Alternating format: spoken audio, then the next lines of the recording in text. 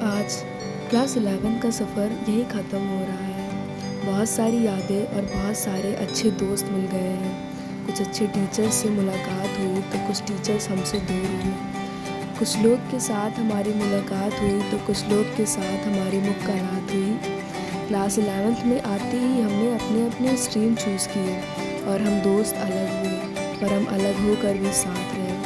Teachers بھی ہمیں ملتے ایسے تھے جو بنا مستی کے رہ ہی نہیں پاتے تھے، اور کچھ ٹیچرز ملتے تھے ایسے جو سیریس رہتے تھے، لیکن کلاس 11 میں انٹر کرتے ہی بھول جاتے تھے اپنی سیریسنس۔ ٹیچرز بولتے رہے کہ پڑھ لو، پر ہم نے کہاں کسی کی سنی، ہم تو اپنے دن میں سوار رہتے تھے۔ اور اسی کلاس میں ہمیں ٹینشن بھی بہت زیادہ ہوتی تھی کہ اگر نہ پڑھے تو ہمارا کیا ہوگا، پر کچھ ٹائم بعد وہی بے شرموں کی طرح مستی کرنے لگتے تھے۔ ہاں، ہم نے بہت ساری چیزیں سیکھی ہیں اور ہم پڑھتے بھی تھے اور مستیاں بھی کرتے تھے۔ ہمارے کلاس 11 کے لڑکوں کی ایک گیم ہمیشہ یاد رہے گی، وہ جو ٹھنڈیوں میں اپنی بلیزر کو ہتھیار بنا کر اپنے دوستوں کو پیٹا کرتے تھے۔ کلاس میں کچھ لوگ تھے ایسے جو انٹروورٹ تھے اور کچھ لوگ تھے ایسے جو ایکسٹروورٹ تھے، پر ہم مل کر انٹروورٹ کو بھی ایکسٹروورٹ بنا دیے۔